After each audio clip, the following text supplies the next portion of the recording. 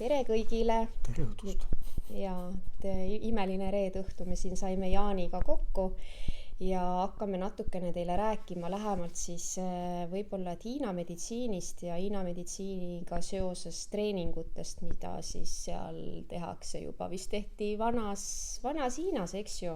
Neid on tehtud pitu tuhat aastat ja neid on väga, väga pika ajalooga asi. Kogu see Hiina meditsiin on niimoodi, et seda on kirja hakatud panema siis umbes 2500 aastat enne meie aja arvamist, ehk siis umbes 4500 aastat tagasi on esimesed märkmed Hiina meditsiinist ja nende harjutuste kohta on täpselt samamoodi, need märkmed on umbes sama vanad, nii et need on need Qiguni harjutused ongi niimoodi, on üks osa Hiina meditsiinist, et sellega saab hoida ennast terve.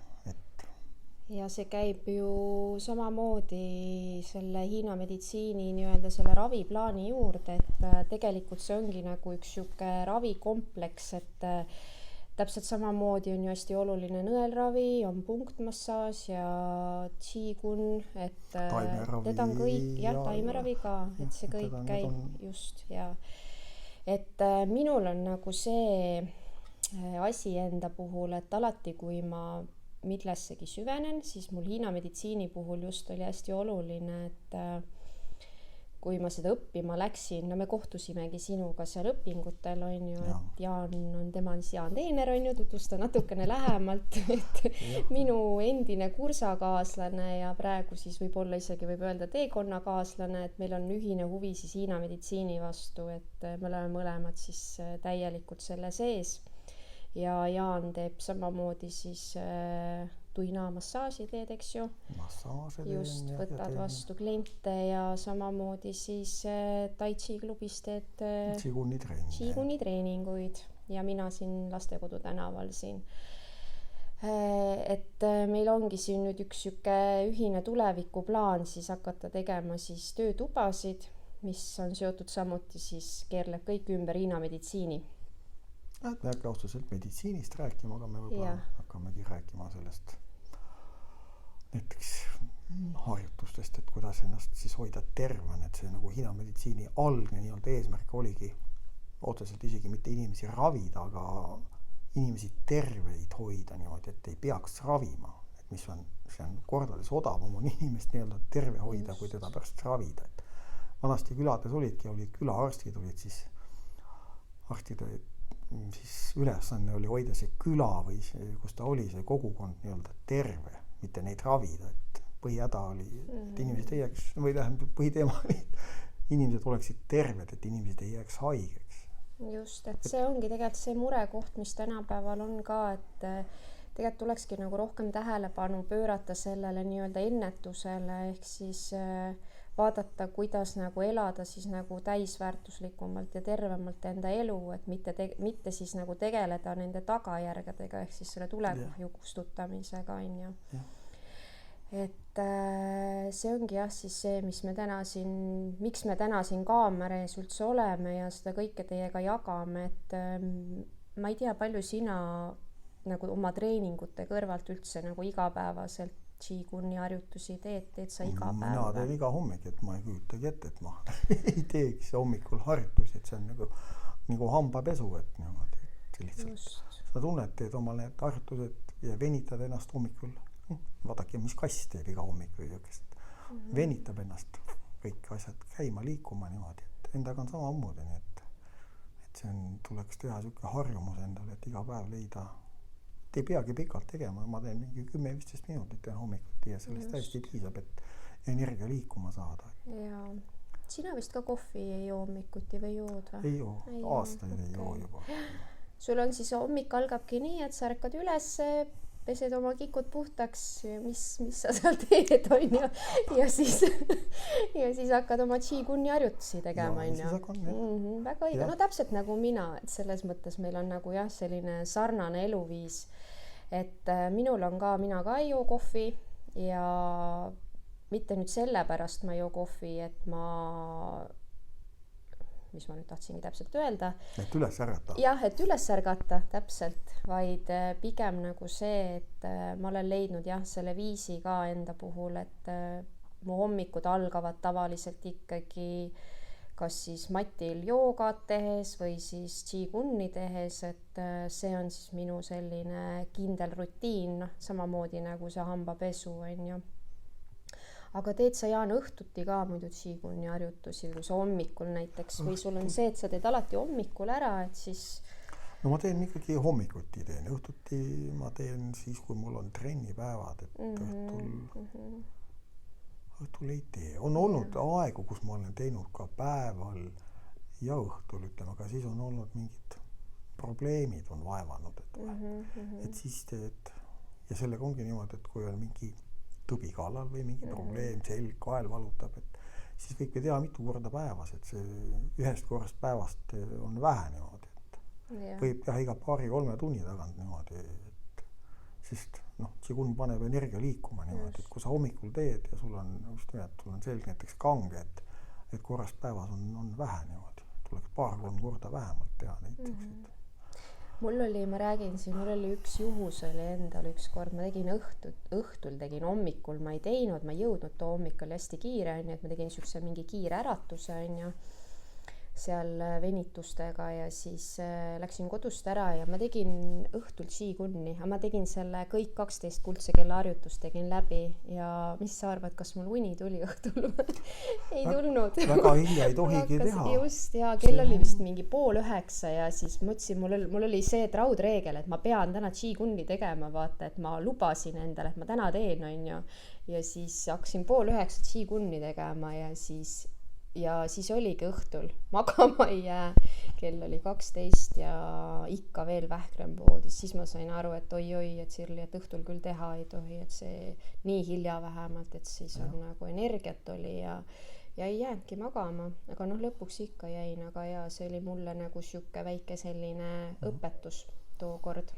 Jah, tegelikult isegi kõige paremad ajad nende harjutuste tegemiseks on hommikul kell 7 ja õhtul kell 7 niimoodi, et õhtul kell 7 on nii-öelda, kui Hiina meditsiinist veel rääkida, siis terve ööpäev on iga 2 tunni taga on jagatud niimoodi siis energiakanalite järgi ja siis kella 7 õhtul on just neerukanal ehk siis meie elujõukanal nii-öelda, kus ongi, vaata see organite energia on ka teatud kellaajal on ju aktiivne, on ju. Ja see on kõige parem aeg on teha õhtul kella 7 aega harjutusi.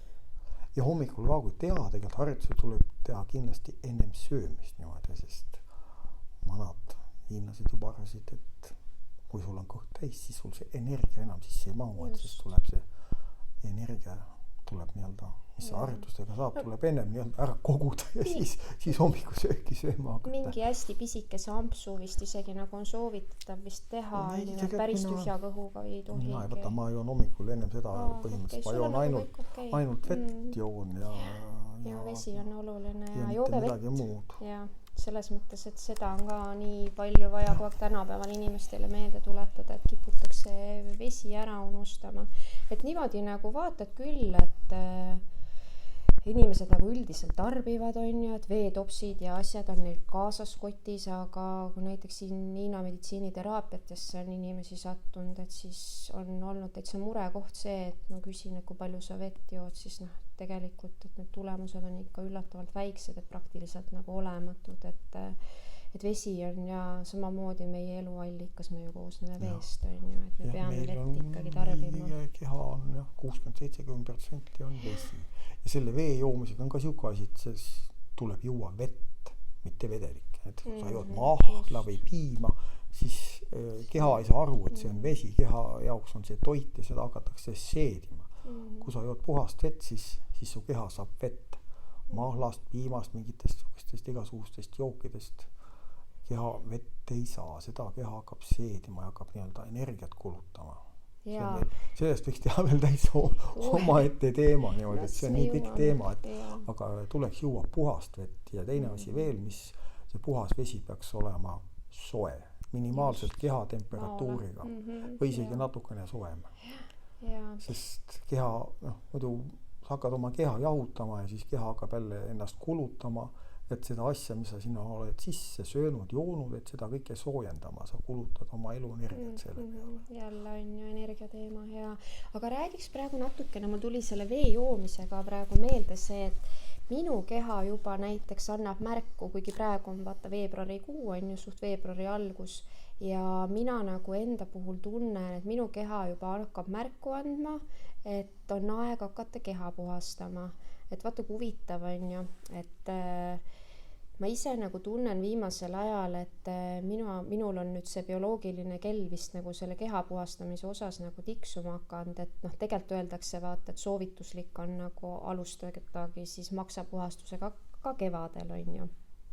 Kevad ongi maksa hooaeg. Aga jah, et ma nüüd olengi täitsa teadlikult hakanud hommikuti, siis teen endale mõnusa leigema vee on ju, puhta vee ja siis panen sinna veitsa seda puhast roosat soola ja siis sidrunit, sest mul ei ole isu hommikul, kui ma tahaks nagu sööma minna, et mul ongi kuidagi, ma tunnen, et mu keha on nagu kuidagi väga täis, et ma ei vaja praegu toitu nii palju, et juba keha nagu tahab hakata nagu sellist puhastusele või nagu siuksele režiimile nagu ennast nagu sisse lülitama.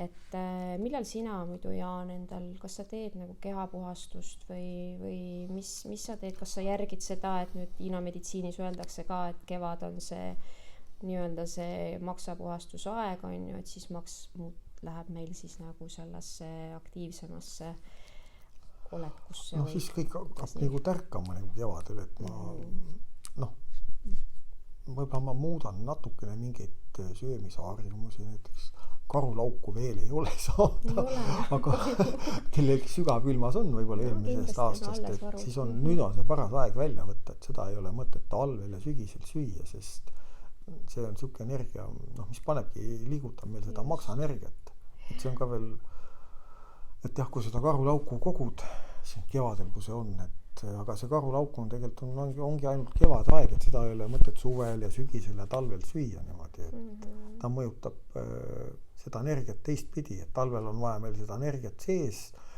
hoida, et ta oleks meil sees ja oleks soe, aga siis karulauk paneb selle energiat nagu tõstab üles, mida meil talvel vaja ei ole.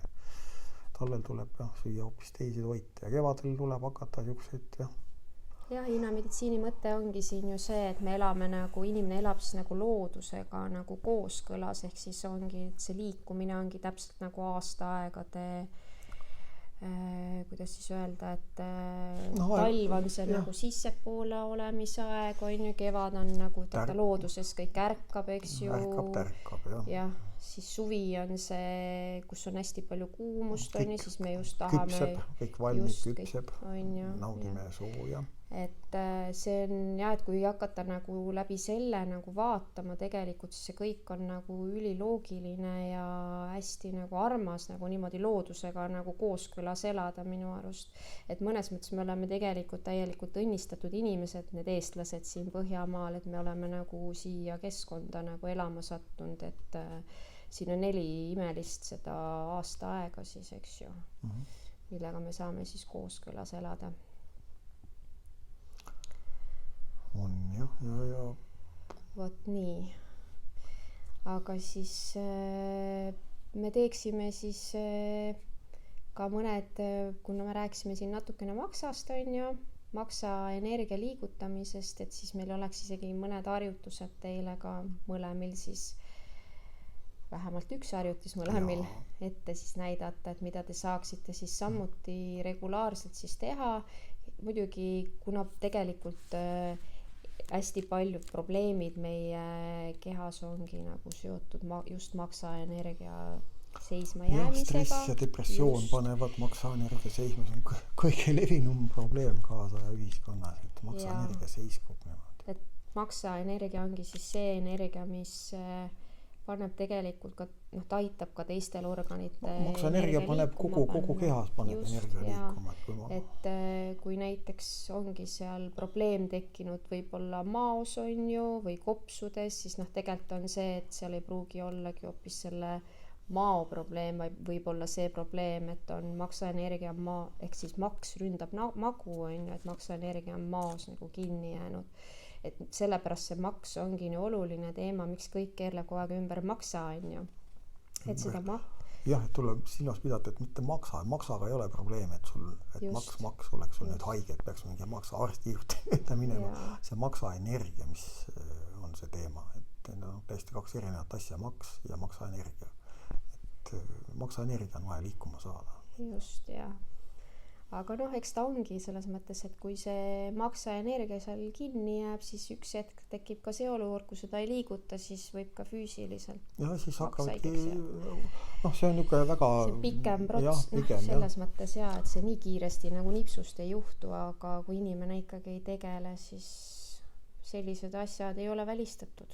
Et kui tekivad seisakud ja siis hakkavad haigused tulema ja valud ja kõik igasugune valu ja haigus on Hiina meditsiini mõistes on energia seiskumine ja parim viis energiat liikuma saada on iseenda liigutamine ehk sellepärast see Qigong ongi ta pigem ravib, ütleme niimoodi heas mõttes või hoiab sind terve, et sa liigutad, siis ei teki energia seiskumist ja sul on palju lihtsam, parem on elada. No minu arust mina siia jutu lõpetuseks või kokkuvõtteks võikski öelda, et tegelikult Qigong on minu arust parim viis, millega oma maksaenergiat liigutama panna, et esiteks sa saad ennast ju liigutada, mis on ülitähtis, et ta tegelikult ju treenib seal osad asendid on teatud organitel on sellised, et sa saad isegi treenida enda seal oma tuharalihaseid, on ju, et see on selline nagu 2-1 treening, et aga energia liigutamise mõttes et kõige parem viis, mina igal juhul väga soovitan neid treeninguid omalt poolt. Niimoodi Qigong on hea, maksaenergia paneb üldse ka liikuma, igasugune energiline liikumine. Et aitab ka kaasa. Et need Qigongi harjutus on, kas nii imespetsiifilised on, aga nad on tehtud aitavad seda stressi, depressiooni vältida ja panevad selle maksaenergia liikuma. Just. Sest inimene on ikkagi ju loodud liikuma. Jah, et eks ju, mitte paigal istuma ega seisma ega pikutama ega püsima. Et meil on selleks meile ju ongi ju jalad antud. Ja käed ja kõik muud. Ja pea, mis peab mõtlema, et keha liiguks. Just. Aga tegelikult ühe asja veel mainin siin ära on see, kui juba rääkida nagu emotsioonidest ja sellistest asjadest, siis miks on ka nagu maksaenergiat hea liigutada on see, et näiteks kui inimene on oma elus kohas, kus ta ei suuda võtta vastu otsuseid, on ju, ehk ta ei suuda oma neid unistusi ehk visioone nagu ellu viia, siis oli ju seotud see just maksaenergiaga, kui maksaenergia ta on maksa nagu, otseselt mitte, tegelikult on seotud, põrnaenergia on seotud, mis on niisuguse otsustamisega seotud, on põrnaenergia. Teine asi, mis peab ka olema, on neeruenergia. Kui neeruenergia on nõrk ja põrnaenergia, siis inimene ei suuda asju otsustada ja asjad jäävad toppama. Maks paneb liikuma. Jaa, ta annab selle tõuke vaata, oma unistusi ikkagi ellu viia. Ja ta on pigem stress ja depressioon, et kui sa ei näe omal mingit tulevikku kuskil ütleme ja siis on maksaenergia kinni. Just. Kuidas tunneb ära, et maksaenergia on kinni? Inimesed ohkavad, kui kuuled ja sa ütled inimesele, ei, mina ei ohkan niimoodi, aga tegelikult, kui sa, see on niisugune väga hea niimoodi kontrollasi, et kui sul kolleeg näiteks või sõber või laps või elukaaslane sul tunned, et ohkab, siis on temal maksaenergia. Kas nüüd seiskunud, aga igastahes liigub halvasti, et see on niisugune väga hea märk on niisugune, et aru saada, kuidas ja see ohkamine ei ole nagu selline päeva jooksul võib-olla 1 või 2 korda, aga see on hästi sage. Kogu aeg. Et seda märkab, seda ei saa nagu jätta märkamata, et see on üks tunnus et maksaenergia on siin rinnaku piirkonda nagu kinni jäänud. Tegelikult on ju samamoodi, kui ta jääb kõhupiirkonda kinni, siis ju tekib ju siis kui maks hakkab ründama magu, siis tekivad ju iiveldus, vaata maksaenergia liigub ju vales suunas. ja kui jääb siia kurgupiirkonda või neelupiirkonda kinni, siis inimesel on nagu tavaliselt tükitunnet võib tunda näiteks ka siin, et see on ka siuke maksa nii-öelda energia seiskumise tunne on, kui on siin tükitunne on sul kurgus niimoodi pidevalt. Ja siis tal on näiteks siukseid kõrgeid kaelusid ja salle vaata väldib, sest ta ei suuda vaata siin nagu neid ümber kaelast, tal on siin nagu pinge, ta tunneb seda ja just, et see on jumala hea, et sa selle välja tõid, et see on üks märk, üks ohumärk, et võib olla tegu sellega, et maksaenergia on kinni jäänud. Aga kas sa tahad midagi veel lisada või siis kui lisada oleks üle palju, aga siis läheb üle pikaks, et veel ma selle jutu osa lõpetame ära ja siis paneme veel Sirliga mõned harjutused teile siia ka juurde. Just, inimeste viitsigi, ma olen aru saanud väga pikkasid videosid vaadata, et see on, tänapäeval on vaja kõik hästi kiiresti, on ju. Et sellised lühikesed sutsakad on head, aga igal juhul jumala kihvt, et me täna siin koos kaamera ees oleme, et minul ka midagi värsket, uut ja teistmoodi. Ja üks asi veel, Jaan, sinu tegemisi ju saab ka ju näha ju, sul on oma Facebooki leht täitsa olemas. Nii, et reklaami välja. Minu omade juba siin teate, kes mind jälgib. Ma panen sinna uue nime selle. See on praegu salastatud info. Ei ole salastatud info, aga see on olemas, kes teab, leiab. Et Jaaniga Jaani juurde saab treeningutesse ka minna, Tsiguni treeningutesse. Sina teed natukene teistmoodi, sina vist kuldse kellaharjutusi seal ei tee. Ma teen iga neljapäev on Tai Chi klubis Tallinnas, et 18.45 hakkab kuni 19.45 on Tallinnas Pärnu maantee 102. Hetkel on huvi, et astuge läbi. No vot, et sina teed ühtemoodi ja mina teen teistmoodi. Minu juurde saab siia Lastekodu tänavale tulla, on ju, ja loodusliku puudutuse lehelt siis saab kõik kogu vajaliku info kätte. Aga siis seniks siis ma ei tea, kõike kaunist ja paneme oma maksaenergiat liikuma ja viime oma unistused ellu. Vot, aga tšau. Ma siis näitan teile selle kurikuulsa maksaenergia liigutamisharjutuse, et ega siin midagi keerulist ei olegi, et kõigepealt on vaja teha kanalid lahti, ehk siis kõikidest sõrmedest siis tõmmata natukene. Teen tavaliselt paar korda seda. Natukene veel käed soojaks. Muidugi oleks hea keha üle ka energeetiliselt pesta. Natukene sooja anda endale. Selle kiirelt läbi. Kiired. Selja tagant.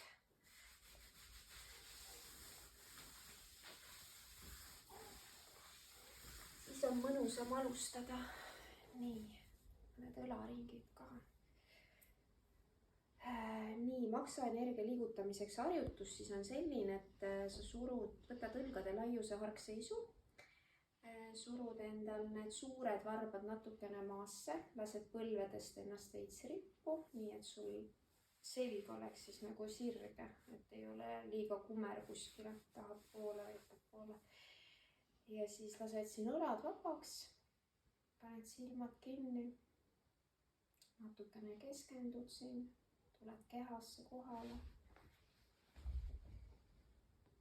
Paned keele tipu vastu kurgulage, hambad õrnad kokku.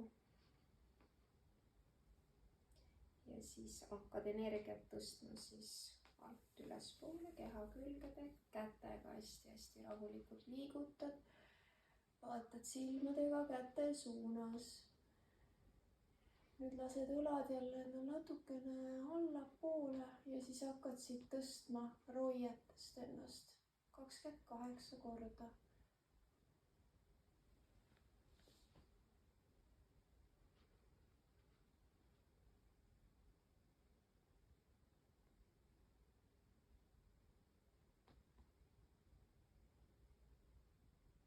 Hingamine on vaba.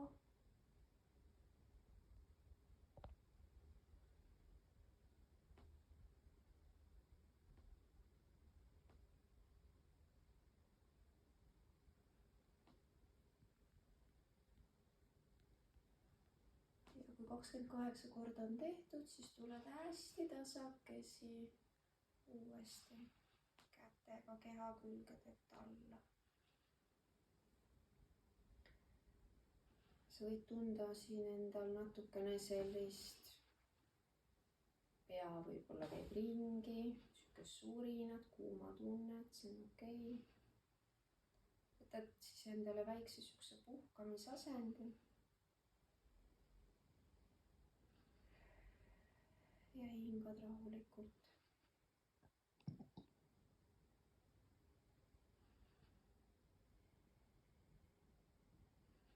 Ma näitan ka ühe Maksava kanali harjutuse, kuidas siis Maksava energiat paremini liikuma saada.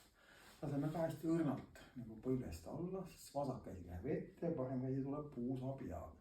Läbi siukse mõnusa sujuva küki niimoodi vahetad kätt. Käsi läheb ette, tunned käes on veenitus. Ma kiirustamata, hästi rahulikult. Ja pilguga lähed kuskile sinu jaoks meeldivasse mõnusasse kohta ja tõmbad sealt omale silmadega sealt nagu positiivset energiat.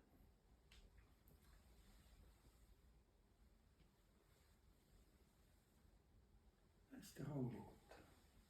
Käsi läheb ette, tunned mõnusat veenitust. See on mõnus koht, kus energiat saada. See võib olla niimoodi üleüldse, et see ei ole näiteks sinu jaoks maa peal. See võib olla kuskil seal tähtede vahel, nii et lase omal vaim vabaks ja mine rändama. Ja vaata, kus sa tahad omale seda positiivset energiat tõmmata. Ja rahulikult kätt tõsta ei ole vaja, käsi jääb samale kõrgusele, aga alati käsi läheb sellist, tunned veenitust mõnusalt.